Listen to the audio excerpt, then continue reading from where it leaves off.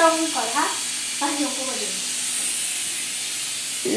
श्री स्वामी समर्थ. मी ज्योती तुमचं स्वागत करते आपल्या नवीन व्हिडिओमध्ये. बघा, रात्रीच्या वेळेस ना भाज्या धुवून ठेवल्या होत्या ना मी, त्या सर्व येणार पिशव्यांमध्ये भरून ठेवत होती. तिला मला सकाळी डबा पण बनवायचा. ती म्हणे मम्मी माझं आवरले, फक्त केस विंचरायचे राहिले, तर तू ये ना बाकीचं आवर, मी ना मस्त भाज्या भरून ठेवते फ्रीजमध्ये.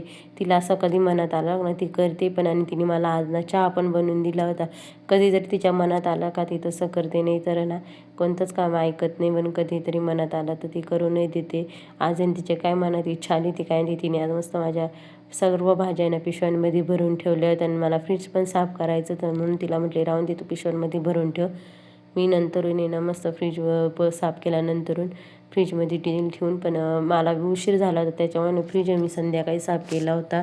आणि आता आहे ना सकाळची सगळी झाडझूड करून घेते. घरातले सर्व कामं पण आवरले होते. पहिले ना मी घरात झाडझूड करून घेतली, कारण की ना खूप कचरा पण निघतो. आणि स्वामी लहान असल्यामुळे ना तो काही पण खात राहतो. आणि त्याच्यामुळे भरपूर घाण पण होती, इकडे तिकडं पडून राहतं. हे बघा, सर्व माझा किचन पण क्लीन करून झालं होतं. सर्व कामं आवरल्यानंतरून ना मग मी देवपूजा करून घेतली. जवळजवळ आहे ना मला देवपूजा करायला आज 12 वाजले होते.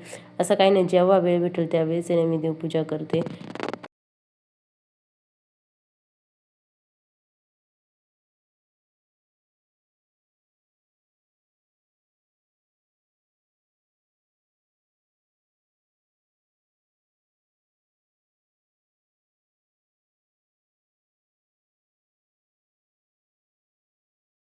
ना सर्व दुकानातला पसारा आवरून घेते, कारण की काल पण भरपूर साड्या पण आल्या त्या शिवायला.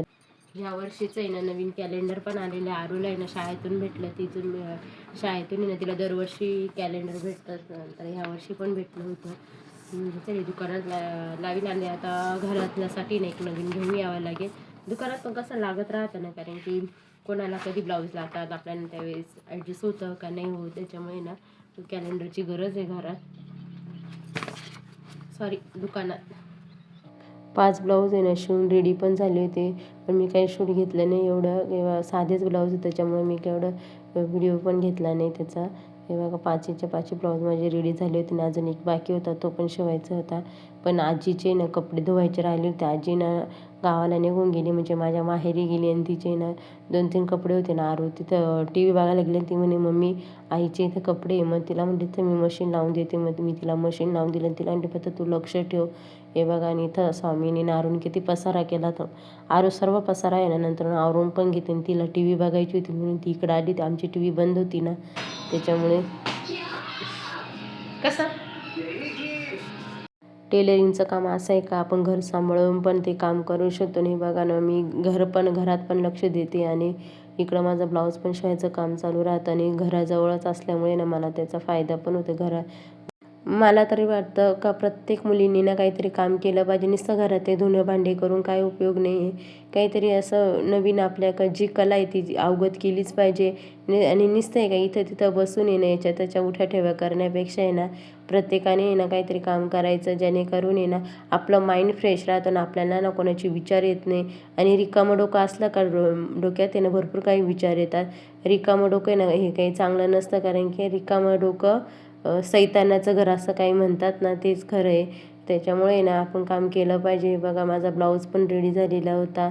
आणि खरं तर मला खूप माझा स्वतःचा अभिमान वाटतो काहीतरी मी करते म्हणून.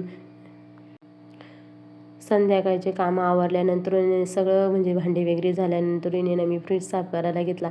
जसं वेळ भेटेल ना तसं मी एक कोपरा साफ करत राहते. आणि फ्रीज आहे ना म्हणजे खूप खराब पण झालेला होता. 8-10 दिवस झाले होते, पुसला नव्हता. एका जणाच्या हाताने ना लवकर कोणती वस्तू खराब होत नाही. तसं आमच्या घरात 2-3 जण आहे. दुधाचा पण व्यवसाय आहे. दूध नाही ठेवावं लागतं फ्रीजमध्ये. त्याच्यामुळे ना सारखं फ्रीज पण खराब होतं. मला हात पण लागत राहतो, पिठाचे हात पण लागतात. आणि सतत मला पुसायला पण वेळ भेटत नाही. मी ना फक्त सकाळी ना फ्रीजवरून वरतून हात फिरवते, पण आतून ना हात नाही फिरला जात. आणि बघा, भाज्यांचा ना डब्बा काढून घेतला फ्रीजचा मधला डब्बा. आणि तो एकदम स्वच्छ पुसून घेते. आणि त्याच्या खाली ना मी पेपर आथरले. आणि सकाळी ना आरूनी भाज्या पिशव्यांमध्ये भरून ठेवलेल्या होत्या, त्या पण फ्रीजमध्ये ठेवून देते. आणि आमच्या तिकडे ना फ्रेश भाजी भेटते ना, त्याच्यामुळे ना मला लगेच ठेवायला लागलं नाही.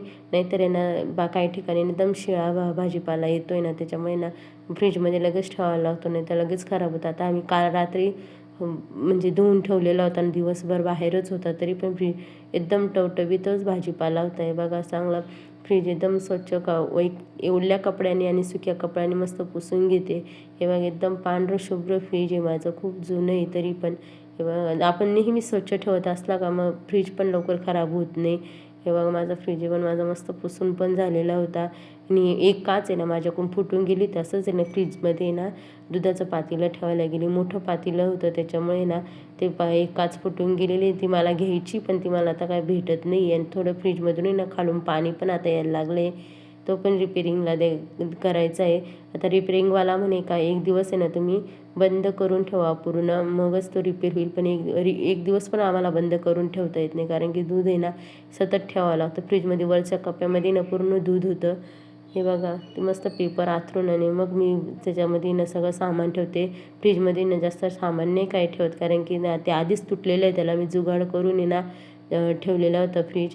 पण तरी पण म्हटले चल आपलं काम होतं आहे ना तोपर्यंत, नंतर बघू कधी नवीन घ्यायचा असला तर. नाही तर त्याचे भांडे भेटले ना तेच मी नवीन घेईल.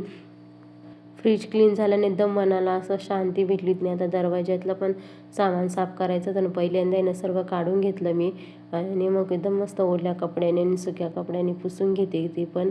म्हणजे कसं आहे एकदम असं चकाचक राहतो. आणि फ्रीजमध्ये काहींच्या फ्रीजमध्ये ना कडेला खूप घाण राहते, तसं माझे बिलकुल नाही. काय जुने फ्रीजमध्ये ना झुरळं वगैरे काय काय राहायचं, आता आहे ना तसं काहीच नाही आहे. जसं माझं लग्न झालं ना तसं माझ्या फ्रीजला ना कधीच झुरळ नाही वगैरे कधीच झालेलं नाही. पहिले व्हायचे पण का व्हायचे ते माहीत नाही, पण आता ना बिलकुल नाही. व्हिडिओ आवडला असेल तर लाईक शेअर सबस्क्राईब करा. Bye bye, good night.